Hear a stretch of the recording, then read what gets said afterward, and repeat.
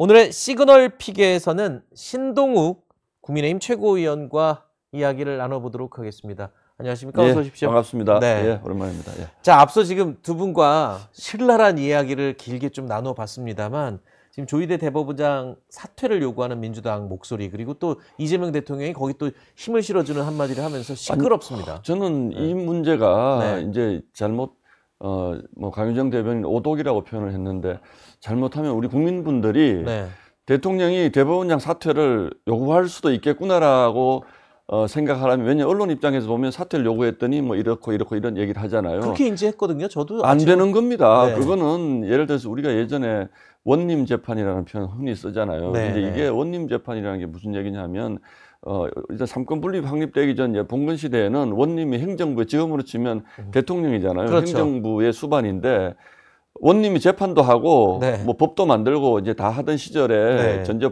군주 시대의 얘기고, 근대 사회가 되고 나서부터는 명확하게 삼권을 분립해 가지고 등치시켜 놨단 말이에요. 그렇죠, 서로가 서로의 그렇죠. 권한을 침해하지 못하게. 근데 이걸 갑자기 시간을 뭐 한 300년 뒤집어서 이재명 대통령이 선출된 권력은 대법원장은 내가 임명한 거니까 물러나라고 해도 된다라는 취지로 어제 얘기를 했다가, 그렇죠. 저는 이제 우리 같은 언론인은 그걸 잘 알지만 아마 저는 그랬을 거라고 상상을 해봅니다. 추미애 이제 민주당 의원들이 조희대 대법원장에 대한 공세를 막 하니까 어제 아마 틀림없이 용산 대통령실 아침 회의에서 이거 오늘 끝나고 나면 기자들이 질문할 텐데 뭐라고 대답을 해야 되지? 그러면 용산에서 아유 그거는 안 되죠라고 얘기할 수는 없다. 그러면 뭐라고 얘기를 해야 되죠?라고 강유정 대변인이 이제 뭐 홍보수석도 있고 하니까 정무수석하고 얘기를 했겠죠. 뭐 우리는 뭐 그럴 수도 있는 건데 우리가 직접적으로 관여하기는 어렵고 어쩌고 저쩌고 하면서 말을 좀 어렵게 해서 그냥 그 정도로 표현을 하시죠. 그게서 나온 게 원칙적인 공감이겠네요. 저는 그렇게 표현을 합니다. 왜냐하면 저도 언론 생활을 워낙 오래 했고 대변인 생활을 오래 했기 때문에 회의하다가 뭔가 적절치 않으면 대변인이 뭐 그냥 그런 것 같기도 하고 안 그런 것 같기도 하고 그렇게 말씀해 주세요. 이걸 얘기하거든요. 이제 그걸 강유정 대변인이 원칙적으로 공감한다. 근데 앞에 말이 굉장히 어렵잖아요. 뭐 이게 뭐 개연성이 있다면 뭐 원칙적으로 공감한다. 그러나 이 얘기가 저는 이 지금 여권 내부의 보편적 그 공감대라고 생각을 합니다. 그렇기 때문에 대통령이 아니 그게 무슨 소리야? 대법원장이 임기를 보장한 거는 현대 국가에서 가장 기본적인 헌법적 가치야라고 얘기를 했다면 이게 있을 수 없을 텐데, 저는 대통령도 공감하고 있다고 봅니다. 그래서 대통령이 만약에 명시적으로 대법원장 내려야죠 라고 얘기를 했다면, 그래서 강유정 대변인이 그 정도로 얘기했다면 저는 대통령 탄핵감이라고 생각을 합니다. 왜냐하면 헌정 질서를 파괴하는 거거든요. 헌법에 대법원장 삼권 분립이 명시가 돼 있고 대법원장의 그 임기가 분명히, 물론 대통령이 임명하는 걸 돼 있지만 임기를 보장하게 돼 있고, 가장 우리가 법의 헌법적 가치 중에 이제 그 중요한 시스템적인 가치는 삼권 분립이거든요. 근데 입법부와 행정부가 힘을 합쳐서 우리가 다 장악했으니까 사법부는 없애도 된다. 대법원장 물러가라. 이거는 헌법을 침해한 거죠. 그러니까 저는 강유정 대변인이 어제 내 말을 잘못 해석한 거예요라고 얘기한 거는 굉장히 무책임한 얘기고, 이게 누가 어떤 취지로 대변인이 마음대로 그렇게 얘기할 수 있습니까? 그렇죠. 저는 대통령실의 공감대라고 생각을 합니다. 그래서 이 부분이 그냥 우리가 말 실수한 거예요라고 얘기하고 지나가기에는 너무 심각한 문제라고 저는 생각을 하는 것이죠. 그렇게 보고. 그리고 기자회견에서도 100일 기자회견에서 그렇게 얘기했잖아요. 선출된 권력인 국회에서 이런 목소리가 나왔으니 사법부에서는 들어볼 필요가 있다. 그 발언에서부터 시작돼서 지금까지 지금 상권 분립을 무시하는 발언이다라는 쪽까지 지금 계속 가고 있는 거잖아요. 그러니까 대통령이 되기 전에는 입법부를 통해서 그런 전횡을 했잖아요. 민주당이. 그러니까 그 전횡을 한 기본적인 그분들의 설명이, 우리는 선출된 권력이기 때문에 약간 무리한 것도 괜찮다. 국민의 뜻이다. 그 선출된 권력이 잘 못하면 이분들이 뭐라 그러냐면 광장으로 나갑니다. 또 숫자가 부족하다면. 근데 지금은 광장으로 안 나가는 이유가 숫자가 충분하기 때문에, 우리가 선출된 권력이기 때문에 다 할 수 있다라고 그러잖아요. 근데 민주당의 기본적인 늘 해오던 것을 보면, 선출된 권력이 다 못하면, 부족하면 국민에게 직접 묻겠다고 나갑니다. 저분들. 근데 지금은 국민에게 직접 물을 필요가 없어요. 입법부를 장악하고 네. 있고 대통령까지 했기 때문에. 그렇죠. 근데 이분들이 과거에 이렇게 만약에 반대 입장에서 이렇게 나오면 우리가 국민들에게 직접 물어보겠다고 광장에 나갑니다. 그러면 무슨 뜻이에요? 우리 보고 광장에 나가라는 얘기잖아요. 네. 우리도 국민에게 직접 물어보라는 거죠. 네. 아마 제가 오늘 저희가 지금 이 방송 끝나고 저희 의총이 갑자기 어젯밤에 이제 네. 소집이 됐는데 이게 지금 상황이 좀 이렇다 보니까 우리 당에서 틀림없이 그럼 저들이 저렇게 나오면 우리는 광장으로 나가자는 얘기 나올 겁니다. 네. 그렇잖아요? 장애투쟁. 아니 저는 네. 지금 결론을 지금 제가 미리 얘기할 수 없지만 네네. 장애투쟁 얘기 나올 거라고 생각하는데 그러면 저쪽에서 뭐라고 하냐면 극우 세력 아스팔트라 그래요. 네. 그러니까 이게 정말 본인들의 생각에 따라서 얘기를 하는 거죠. 본인들은 해서는 안 되는 일을 계속 하잖아요. 하고 지금. 있으면서 어떻게 입법 선출된 권력이라고 해가지고 사법부에 대해서도 법관을 우리 마음대로 뭐 임명을 한다. 대법원장은 우리 입맛에 맞는 사람을 한다. 이런 식의 어떤 그 논리를 가지고 있는 사람들이 광장에 나가든 아스팔트로 나가든 그걸 왜 문제 삼겠습니까? 한동훈 전 대표도 어제 대통령이 저런 발언한 자체가 탄핵 사유다라고 공개적으로 저는 얘기를 그 했어요. 부분에 대해서 저도 공감을 합니다. 아, 그래요? 법에 대해서 그래서 제가 아까 모두의 첫 제가 꼭 드리고 싶었던 말씀이 국민들 입장에서 보면 네. 대통령이 대법원장 물러나라고 그럴 수도 있지라고 생각하실 수도 있겠으나 그러니까 이런 흐름으로 가다 보면 예. 저럴 수 있나 보다. 있나 이렇게. 보다라고 생각하시지만 이건 정말 잘못된 걸 지금 하고 있다는 거예요. 그래서 아마 어제 그 부분에 대해서 언론에서 비판이 막 나오면서 오전에 그 얘기 나오고 대통령실에서 아마 좀 뜨끔했을 것 같아요. 제가 네네. 보기엔. 그러니까 해명문을 몇 번 냈잖아요. 결국은 오독이다 그러는데 우리가 한 말을 당신들이 잘못 읽었다라는 게 이게 있을 수가 있습니까? 네. 청와대 대변인이 할 수 없는 얘기죠. 그렇죠. 대통령실. 기자들을 무시하는 처사라고 아까도. 무시하는 것이기도 하지만 네. 오독할 정도로 얘기를 하면 본인의 잘못인 거죠. 그렇죠. 대변인이 네. 오독을 할 정도로 얘기를 하면 본인의 잘못이니까 아이고 죄송합니다라고 얘기를 해야지 나는 똑바로 얘기했는데 당신들이 잘못 알아들었어. 이렇게 얘기하는 것도 너무너무 오만한 겁니다. 사실은 어제 상황이 너무 이례적이었거든요. 오전에 이례적이죠. 불과 1시간 반 사이에 입장이 2번, 3번씩 바뀌면서 기자회견을 다시 자처해서 브리핑 속기록을 그러니까 지우고 본인들도 대책회의를 계속 했을 거예요. 아차 싶었던 네, 거죠. 아차 싶었던 거죠. 언론의 반응을 보면서 대책회의를 계속했고 이게 대통령에게까지 넘어오기 전에 네. 그러면 대변인 막자. 선에서 막자. 뭐 대변인 선에서 안 막아지면 아마 뭐 정무수석 선에서 막자. 또 그게 안 막아지면 비서실장 선에 막자. 이렇게 되겠지만 이거는 제가 보기에는 대통령의 의중이 반영되지 않고 저런 얘기가 나올 수 있나요?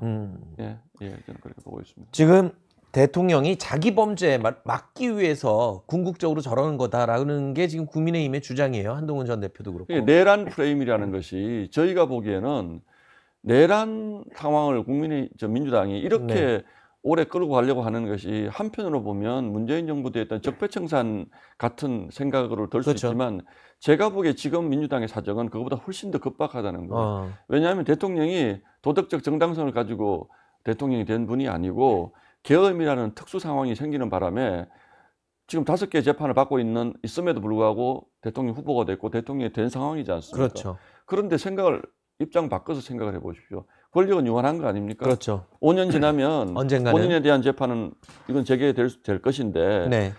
첫 번째는 이 정부에서 사법부에서 이걸 깨끗하게 정리를 해주든지 아니면 아예 법을 만들어서 죄가 없는 것으로 만들어주든지 네. 이렇게 하지 않으면 이재명 대통령은 미래가 굉장히 어둡고 이재명 대통령의 미래만 어두워지는 것이 아니고 민주당이 생각하는 적폐청산의 구호가 50년 집권, 100건 집권론이었거든요. 그렇죠. 지금 민주당이 얘기하는 내란 척결의 그 속내는 계속 집권하겠다는 그렇죠. 뜻으로 보이거든요. 그런데 황인과 보세요. 내란을 지금 막 주장을 해서 계엄 다음 날부터 이건 내란이다 그래서 지금까지 몰고 오지 않았습니까? 그렇죠. 적절치 않은 계엄이라는 것을 했지만 이게 내란이다 동의할 수 없습니다. 많은 국민들 동의 안 하십니다. 그런데 나중에 법원에 가서 잘못한 건 맞지만 그건 내란은 아닌 것 같아. 헌법재판소에서도 만약에. 머리 아프니까 뺐잖아요. 네. 이렇게 결론이 났을 경우에 윤석열 전 대통령만 그렇게 몰아붙인 것이 아니고 저희 보수 국민의힘 전체를 내란 동조 세력으로 몰지 않았습니까? 국민의 절반을. 그러면 그때 가서 내란이 아닌 것 같아 그러면 네. 그 지나간 몇 년 동안에 내란이라고 주장하면서 해왔던 일단 정치적 압박이라든지 지금 특검 조은석 특검이 이런 사람들은 어떻게 해야 됩니까? 이런 문제가 생기잖아요. 네. 그러니까 이 사람들 입장에서는 이거는 반드시 내란이어야 해. 결론 이미 내려놓은 겁니다. 네. 그런데 사법부가 이걸 하는 걸 보니까 마음대로 안 될 것 마음대로 같고. 안 될 것 같다는 생각이 들잖아요. 근데 그게 맞는 것이죠. 그러니까 처음에는 내란 재판부를 만들자고 얘기를 저는 농담인 줄 알았어요. 이게 있을 수 있는 일인가? 처음에는 그렇게 적극적으로 얘기하진 얘기하지 않았었거든요. 않았어요. 툭 던지듯이. 근데 몇 가지 사례에서 뭐 영장이 기각이 되거나 이런 몇 가지 사례를 보면서 야 이거 잘못하면 안 되겠구나라는 생각이 드니까 네. 이제 내란 재판부는 거의 상수로 지금 추진합니다. 그렇죠. 이달에 뭐 네네. 통과시키겠다는 것인데 근데 내란 재판부를 만들겠다고 해놓고 보니까 문제는 그럼 재판관을 누가 어떻게 하느냐라는 그렇죠. 근본적인 문제가 생기고 내란 재판부를 만들게 되면 본인들이 처음에 얘기한 거 있어요. 말도 안 되는 얘기 있어요. 뭐 윤석열 대통령이 그 지명한 대법관은 안 된다, 뭐는 안 된다 네네. 해가지고 정말로 강성 민주당 지지자들만 내란 재판관으로 임명하게 만들려고 했는데 네. 국민이 바보가 아니지 않습니까? 잘 안 될 것 같으니까 대법원장이 버티고 있으니까 대법원장을 일단 물러나게 하고 또는 물러나는 것에 준할 정도로 압박을 해야지 본인들이 원하는 내란 재판부가 만들어질 것이다라는 생각을 제가 하는 거예요. 국회에서 지금. 네. 그러다 보니까 이 사람들이 이런 무리한 스텝을 계속 가는 것이고 입법부에서만 안 될 것 같으니까 대통령이 나섰잖아요. 네. 근데 대통령이 나선 거에 대해서 뭐 거의 모든 법학자는 지금 이거는 말도 안 되는 상권 거다. 분립에 위배된다. 어떻게 네. 대법원장을 그러니까 지금 약간 주춤주춤 하면서도 한 발 물러서는 듯 하면서도 앞으로 계속 나가는 상황이거든요. 아, 그럼 이거 국가적 불행 아닙니까? 이렇게 하는 것이. 아까 인민주권론 얘기까지 나왔거든요. 앞서서 이상민 전 의원께서. 근데 지금 평검사들이 검찰 조직 해체와 관련해서 얘기할 때 목소리를 내고 했었잖아요. 판사들이 지금 눈치를 보고 조용히 있는 이유에 대해서 제가 잠깐 물어보고 말았었는데 예. 어떻게 보세요? 그러니까 아까 말씀하신 대로 워낙 대통령과 민주당, 여당, 집권 여당이 저렇게 강하게 밀어붙이고 대법원장을 압박하고 하다 보니까 이런 공포 분위기 속에서 판사들도 지금 어떤 아니요, 의견을 그러니까 저는 사법부의 부류가 이제 두 흐름이 있다고 생각하는데요. 기본적으로 사법부 안에서도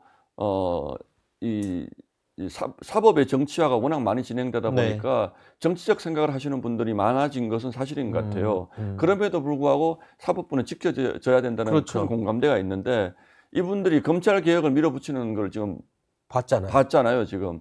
근데 검찰은 저렇게 하더라도 사실은 검찰 권력과 이 판사 권력이 약간은 좀 다르죠. 경제 관계에 있는 사이이기 때문에 이제 그거를 조마조마한 마음으로 지켜보다가 이제 공격이 우리한테까지 그렇죠. 들어오는 걸 보면 저는 사법부가 가만히 있을 거라고 생각하지 않고 네. 이거는 뭐 조희대 대법원장님도 마찬가지고 이런 식의 공세에 대해서 저는 사법부가 가만히 있을 거라고 생각하지 않고 그래서 이제 저희가 얘기하는 게 그럼 이재명 재판도 해라 그러면 그거는 왜 멈추니? 그 논리는 네. 도대체 뭐야라는 얘기를 저희가 할 수밖에 없는 것이고 그 이전에 사법부의 독립이 이렇게 침해되는 것에 대해서 정부의 법관들이 나서셔야죠. 본인들의 수장인 대법원장을 정면으로 대통령이 거론하는 이런 상황에서 네. 어떻게 그 사법부가 가만히 있습니까? 사실 조희대 대법원장 입장에서도 본인이 지금 상징적인 존재가 돼버렸어요. 헌법의 삼권 분립의 수호자가 된 거죠. 수호자가 이제. 돼서 수호자가 된 본인이 거죠. 끝까지 버텨야만 우리는 삼권 분립을 지키는 민주주의 국가가 되는 것처럼 돼버렸잖아요. 예. 대법원장 입장에서도. 그게 핵심적으로 저는 이재명 대통령이 중도 실형을 표방을 하고 심지어는 나는 우파다라는 표현까지 쓰시는데 그랬죠. 뭐 경제 문제라든지 이런 부분에 대해서는 본인이 굉장히 중도적인 스탠스를 취하려고 노력을 많이 합니다. 지금. 네. 그런데 정말 이상한 게 이 내란 부분에 대해서는 뭐라 그랬죠? 그 기자회견에서도 우리가 이렇게 이거는 아니죠. 뭐 이런 표현을 자꾸 쓰시는 걸 보면 본인 문제가 걸려 있기 때문에 그런 거예요. 이걸 완벽하게 내란으로 진압을 해서 본인을 사법의 심판대에 세운 반대 정파를 완벽하게 진압하지 못하면 본인이 위험하다라는 생각을 늘 가지고 있는 거예요. 그래서 저는 대통령이 됐던 공직에 종사하는 사람들의 도덕적 그 어떤 그 바탕이 중요하다고 생각하거든요. 김민석 총리도 마찬가지입니다. 지금 이 정부가 무슨 강요가 정과 23범이다 뭐 이런 표현을 쓰는데 그게 그냥 지나간 일을 저희가 덜쳐서 망신주자는 것이 아니고 네네. 아무래도 뭐 그런 게 있죠. 본인이 내가 뇌물 받아서 처벌받은 전력이 있는데 좀 억울하다고 생각하면 다른 사람 뇌물에 대해서도 약간은 동정적, 온정적으로 변할 수밖에 없잖아요. 사람의 심리라는 것이. 네. 그렇기 때문에 정과를 저렇게 많이 가지고 있는 대통령이 나라를 다스린다는 게 위험하다는 생각을 저희는 하는 겁니다. 그걸 뭐 꼭 저희가 얼마나 대통령을 흠집내기 위해서 그런 얘기를 하고 싶겠습니까? 네. 지금의 이 상황이 국가를 굉장히 위험한 벼랑으로 몰고 가고 있는데 네. 그 하나의 책임에는 이재명 대통령도 있을 수 있다라는 말씀을 모두해 주신 질문처럼. 아까 그 이재명 대통령 중도를 계속 표방했었다. 특히 경제 부분 얘기를 아까 하셔서 그래서 제가 질문을 드리는 건데 최근에 양도소득세 부과 대상 대주주 뭐 그런 기준 거죠. 이제 50억 원에서 10억 원으로 강화한다고 했다가 개미들의 큰 반발에 부딪혀갖고 물러섰다가 또 계속 고민 중에 있다가 결국에는 50억 원으로 현행으로 저는 유지가 뭐 됐어요. 개미 투자자들의 반발도 있지만 이재명 대통령 본인이 네. 그 굉장히 이제에 밝으신 분이고 네. 주식 투자를 많이 해보신 분이기 때문에 이 대주주 자격을 50억 원으로 올려놓은 것이 어떤 의미인지 누구보다 잘 아는 분이라고 생각해요. 네네네. 근데 이제 민주당의 주류는 네. 안 돼 그런 것은 이런 거잖아요. 그 주류가 개딸입니까? 개딸이기도 하고 거기에 충실하게 움직이는 뭐 네. 지금의 정청래 대표 이제 이런 분들인데 네. 이재명 대표는 그 50억의 의미를 누구보다 잘 알고 있는데 네. 민주당에 정책하시는 분들이 그걸 애써 외면하면서 그거하고 주가하고는 관계가 없다라고 자꾸 얘기했지만 네. 이재명 대표 본인은 잘 아는 것 같아요. 그래서 그 부분이 이재명 정부의 저는 가장 지금 정부가 흔들리지 않고 가는 가장 큰 이유가 저는 주가가 일정 부분 받쳐주고 있다고 그렇죠. 생각을 하거든요. 네. 지금 미국과 협상 엉망진창으로 네. 했잖아요, 지금. 네. 근데 이게 과연 유지될 수 있을까라는 것에 대해서는 우리 다 의문을 소위 이제 경제, 기업의 펀더멘탈이라는 측면에서 이게 유지될 수 있을까라는 데서 다 의문을 가지고 있지만 네. 이재명 대통령은 주가는 계속 오른다. 금융이다라는 네. 생각을 가지는 것 같아요. 네. 펀더멘털이 일정 부분은 무너져도 적어도 내년 지방선거 때까지 무너지더라도 계속 투자를 할 수 있는 뭔가 시스템적인 동인을 제공하면 뭐 금리를 낮춰준다든지 네. 또는 아까 말씀드린 네. 대주주 자격을 한다든지 그렇죠. 또는 이슈에 민감하니까요. 그렇죠. 네. 대주주들에 대해서 배당을 많이 했을 때도 그걸 뭐 인정을 해. 이게 민주당의 주류적인 경제 정책과는 완전히 맞지 않는 것인데 네. 그 세 가지 부분에 대해서 이재명 대통령이 매우 잘 알고 있는 것 같아요. 그래서 그 부분만 잘 관리하면 주가가 적어도 고꾸라질 일은 없을 것이고 네. 그러면 본인은 인기는 그렇죠. 유지될 것이다라는 그 생각을 저는 하고 있다고 봅니다. 그래서 지금 다른 부분 다 엉망진창입니다. 네. 다만 성장률은 지금 0%대잖아요. 그렇죠. 주가는 계속 오르고 있어요. 계속 오르고 있다. 5,000피까지 외치면서 내 주머니에 돈 들어오면 네.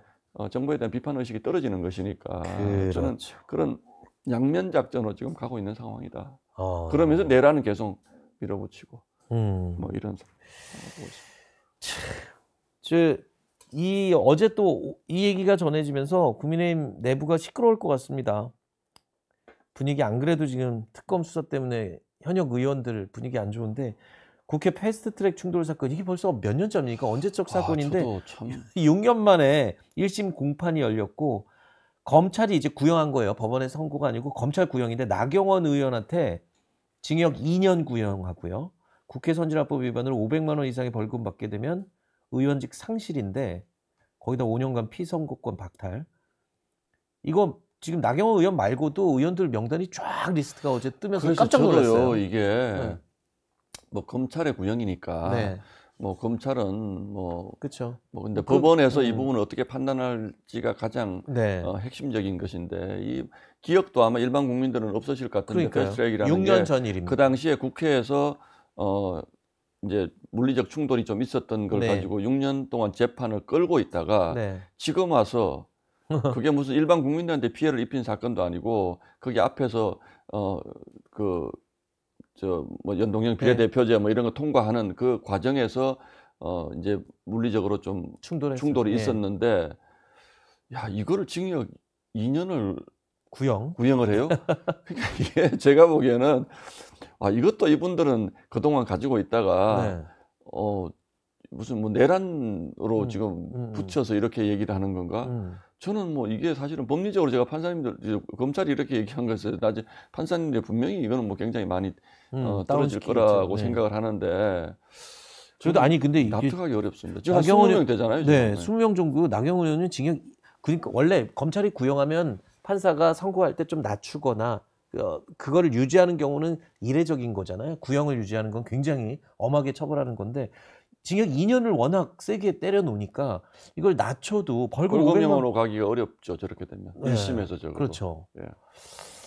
그렇군요. 안 예, 그래도 예. 지금 분위기 안 좋고 권성동 의원이 오늘인가요? 오늘 영장 심사가 있는 상황인데. 오늘 아마 영장 심사. 그래서 저희가 보기에 이런 일련의 과정들을 보면 우리가 이제 뭐 정치 사법화를 경계하는 게 바로 이런 부분들이거든요. 이게 저희가 사실은 뭐 다른 거는 다 어쨌든 국회에서 외칠 수가 있지만 네. 이런 사건에 하나가 걸리면 이게 정치 탄압인지 그렇죠. 아니면 정당한 법 집행인지 네. 이런 것들이 굉장히 좀 희미해지고 또 저희 반대 진영에서는 법은 법대로 해야지라는 얘기가 있지만 네. 실제로 이게 저희가 보기에는 법대로가 아니거든요. 너무너무 무리한 구형을 한 겁니다. 이게 그럼에도 불구하고 이런 식의 구형을 하는 걸 보면 저는 오늘 뭐 아까 아마 의총을 갑자기 소집한 것도 이제 이런 부분들도 관련이 있고 이게 또 한두 명의 무슨 개인적인 일탈이라든지 그렇죠. 뭐 국회 본회의장에서 주식 투자를 했다 이런 게 아니잖아요. 이게 그건 다르죠. 이거는 정당 전체의 그렇죠. 이해관계를 가지고 저쪽 정당과 어쨌든 물리적 충돌이 있었던 거고 네. 저쪽 국회의원들도 또 뭐 같이 보좌관들 이게 네. 같이 이제 걸려 있는 이런 상황인데 이렇게 하면 글쎄요 이런 상황에서 협치가 과연 될 것인지 정말 우려스럽습니다 저는. 예. 협치 분위기가 만약에 그 이재명 대통령 중재로 여야 대표가 악수했던 그 이후에 협의안 파기로 갑자기 냉각이 됐었는데 그게 아니라 계속 됐다면 이것도 어떻게 좀 서로 좋게 좀 할 수 있는 방법이 있지 저희는 않을까요? 이 부분은 네. 사실 민주당도 연루가 돼 있고 네. 또 이제 국회 선진화법이 지금처럼 완전히 정착되기 전에 일어났던 일이기 네. 때문에 여야가 합의해서 공소 취소를 하는 것이 맞다. 그러니까요. 저는 그렇게 보고 있거든요. 네. 그런데 이제 문제는 이렇게 되면 저희가 이 부분을 그럼 공소 취소해주면 우리가 뭐 해줄게 이렇게 할 수는 없지 않습니까? 그쵸. 이론적으로. 네. 그런데 과연 민주당의 이런 그 이제 소위 막 그 정말로 벼랑 끝으로 모는 정치인에게는 지금 벼랑 끝까지 모는 겁니다. 벼랑 끝으로 모는 이런 민주당의 태도가 과연 본인들에게 도움이 될까? 문재인 대통령이 집권하고 나서 적폐청산이라는 가지고 어마어마하게 많은 사람들을 그 불법으로 수사하고 또 목숨을 잃은 분들도 많고 그런데 성공하지 못했거든요. 저는 어디서 이제 이런 국민들이 분노하실지 저희가 지금 뭐 계엄 사태 때문에 지금은 계속 지금 몰리고 있는 상황이지만 어디에서 분노해서 이건 아니지라고 하는 이를테면 분노의 그 부싯돌이 켜질지 저는 조마조마한 상황이에요. 예. 저도 이제 오늘 대신 대타로 지금 진행 이틀째 하고 있지만 당장 12시에 뉴스 하면서 오늘 또 이 얘기 나눠야 돼요. 지금 조희대 대법원장 이야기부터 시작해서 패스트트랙 지금 구형 나온 얘기까지. 정치가 너무 시끄러워서 좀 좋은 얘기들이 좀 나왔으면 하는 바람입니다. 마지막으로 하나만 더 여쭤볼게요. 예. 국민의힘 지금 어제 대변인단 새로 임명 완료했습니다. 그동안 좀 공백이 있었어요. 기존 대변인들 그 반납하고 나서 이게 미디어 대변인은 미디어에 집중 투입해서 당의 입장을 신속히 전달해 달라는 취지다라고 했는데 좀 미디어를 통해서 뭔가 당의 입장이나 지금 어떤 의지들을 좀 널리 알리자 하는 의지인가요? 그렇죠. 이를테면 이게 이제 자꾸 이제 패널 인정제라는 것 때문에 이제 조금 말씀들이 많고 이게 언론에 대해서 저희가 무슨 뭐 통제를 한다거나 이런 의도로 해석을 하시는 분들이 있는데 그건 뭐 있을 수 없는 일이고요. 이를테면 저희 대변인을 임명을 해서 누구를 하더라도 그분을 부르거나 안 부르는 언론사의 자율적인 것이고 저희는 다만 그동안 민주당에 비해서 저희가 방송에 저희 당의 타이틀을 달고 나가시는 분들 소위 대변인이라든지 이런 분들이 저희 당의 공식 입장을 대변하지 않는 경우가 너무 많았다라는 내부적인 그 그 비판이 굉장히 많습니다. 저희 네, 당이. 네, 그게 네. 무슨 뭐 장동혁 대표가 무슨 패널 인정제라는 이상한 제도를 들고 나왔다가 아니고 네. 굉장히 많은 분들이 왜 우리 당은 대변인이라는 타이틀을 나가가지고 우리 당을 계속 비판을 하지? 이런 분들이 사실은 굉장히 많아서 네. 저희도 가급적이면 그러면 저희 당에서 요런 분들은 우리 당의 공식적인 입장을 말씀해 주실 분이니까 우리 네. 당의 입장이 궁금하시면 네. 그분의 개인적인 주관적 평가가 궁금한 게 아니고 네. 저희 당의 입장이 궁금하시면 이런 분들을 불러줬으면 좋겠다라는 그런 이제 그 부탁을 드리기 위해서 헷갈리시니까 이렇게 미디어 대변인은 아무래도 방송을 그동안 많이 해오신 분들이기도 하고 네. 앞으로도 좀 우리 당의 입장에 대해서 좀 더 말씀하기가 좋은 분들이다. 의원님이 더 잘 아시겠지만 방송국에서는 말 잘하면 먼저 부르게 되잖아요. 이 얘기 재밌는 얘기 많이 그렇기도 하고. 하고 저도 뭐 사실은 이 종편에 오래 재직을 했기 네. 때문에 어떤 상황인지 제가 누구보다 잘 알고 그렇죠. 있습니다. 그러나 이런 것들이 저희 당의 문제라고 하더라도 네. 이게 결코 뭐 언론을 저희가 무슨 뭐 통제하려고 한다거나 이런 알겠습니다. 의도로 있을 수도 없고요. 제가 만약 입장이 바뀌었으면 굉장히 비판적으로 얘기를 했을 건데 네. 적어도 적어도 지금 뭐 저나 저희 장동혁 대표가 논의한 이런 부분들은 그런 부분이 아니고 좀 더 언론에게 네. 편의를 제공하는 것이 좋겠다 이런 취지로 받아들여 주시면 요거 패널 인증제는 제가 어떻게 보면 객관적으로 좀 인증을 해드릴 수 있는 게 민주당도 똑같은 사례가 있어요. 제가 맞죠. 알려지지 않아서 그렇지 저 사람이 왜 나가서 우리 당 대변을 하듯이 얘기하냐면서 그 안에서도 좀 그 잡음이 일어나는 경우도 저도 왕왕 봤거든요. 저는 그러니까, 현직에 있을 때 네. 오히려 보수정당에서는 이런 얘기를 잘 그렇죠. 안 하시죠. 오히려. 그런데 네. 민주당에서는 굉장히 집요하게 예민하게 이 사람은 출연시키지 말아라는 네. 얘기를 진짜 수십 년을 제가 들어온 사람이거든요. 네. 그게 지금 저희 당을 가지고 그렇게 공격하는 건 그렇고 온당치 저도 않습니다. 저희 당은 그런 얘기 잘 안 합니다. 새삼 국민의힘에서 패널 인증제 갖고 좀 시끄럽길래 제가 그래서 여쭤본 거고 뭐 일단은 그러다 보니까 이제 저희 네. 당이 지금 굉장히 어려운 상황으로 밀리고 있는 상황에서 네. 이제 간혹 저희 당의 입장이 아닌 얘기를 저희 당의 입장인 것처럼 타이틀을 달고 알겠습니다. 나가서 하시는 분들이 종종 있더라. 이런 부분에 대한 좀 옥석은 가려주는 게 맞다 이렇게 보는 거죠. 예. 그 부분은 또 계파 갈등 때문에 그런 경우가 좀 있는 것 같아요. 당의 입장을 공식적으로 얘기할 때 어느 쪽에 가까운 사람이 나왔느냐에 있습니다. 따라서. 예, 그런 그쵸? 부분이 충분히 있을 수 있는데 네. 지금은 조금 심해진 상황이라고 그쵸. 저는 보고 있습니다. 예. 알겠습니다. 뭐 그런 것들을 다 감안해서 대변인들이 임명했을 거라고 보고 예. 앞으로 제가 많이 만나게 될 분들이어갖고 그래서 제가 관심 예. 있어서 여쭤봤습니다. 예, 알겠습니다. 자, 시간이 다 돼갖고 예. 의원님 오늘 나오셔서 예, 감사하고 예. 저도 좀 열심히 자주 하겠습니다. 좀 뵙고 예, 예. 싶습니다. 감사합니다. 저 TV를 네. 진행하시 몇 시죠? 네, 12시 뉴스 12시 뉴스 그때 뉴스에 불러주시면 제가 나오겠습니다. 한번 모시겠습니다. 예, 예. 고맙습니다. 예, 감사합니다. 네. 예. 저희 영상 많이 시청해 주시고요. 좋아요, 구독, 댓글, 알림 설정 꼭 부탁드리겠습니다.